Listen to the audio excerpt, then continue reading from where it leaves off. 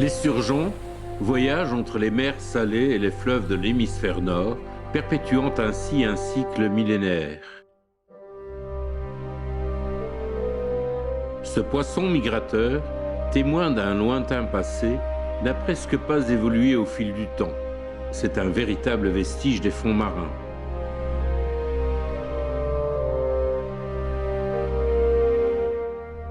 Son corps fuselé, aux reflets allant du noir au gris argenté, est recouvert d'une peau dure ornée d'écussons osseux.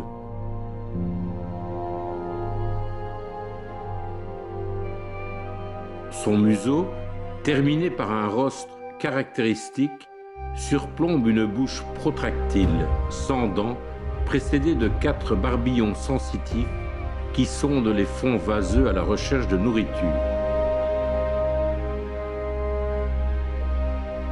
Sa vue étant déficiente, il se nourrit de vers de vase, mais aussi de toutes sortes de larves d'insectes, de divers mollusques et crustacés qui jonchent les fonds.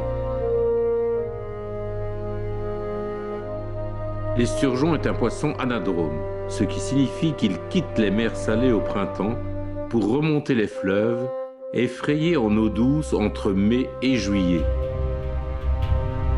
Les mâles atteignent leur maturité sexuelle vers 4 à 5 ans, les femelles patientent jusqu'à 5 à 9 ans. Rien ne permet de distinguer le sexe à l'œil nu. Seule une échographie révèle son identité vers la 3e année. Malgré sa rareté, ce géant paisible et curieux, et se laisse volontiers approcher pour le plus grand bonheur des plongeurs.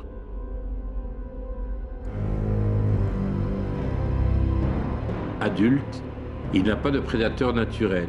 Il évolue sans crainte parmi d'autres espèces aquatiques.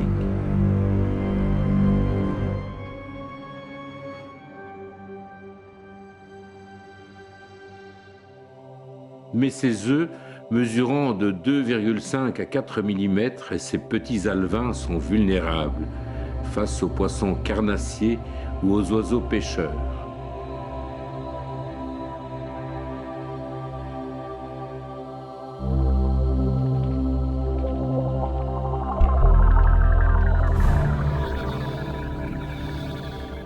Parmi les 27 espèces d'Acipenseridés, on distingue principalement les sturgeons européens, présents dans l'Atlantique Nord et dans la mer Noire,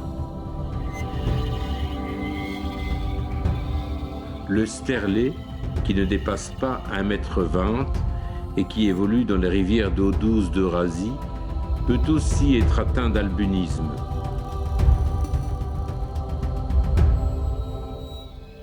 Il existe également des hybrides créés par l'homme, comme ceux issus du croisement entre l'Acipenser berry de Sibérie et les sturgeons diamants.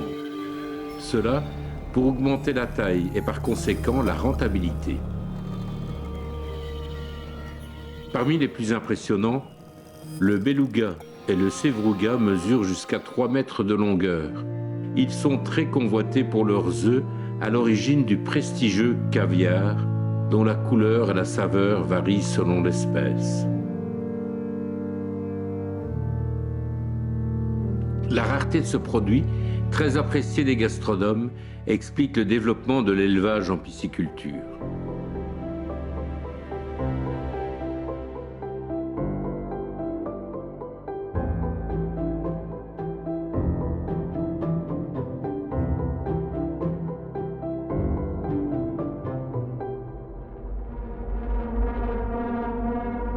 Hélas, dans l'hémisphère nord, la surpêche industrielle, la pollution en constante augmentation et la construction de barrages menacent l'habitat et donc l'existence même du géant des profondeurs.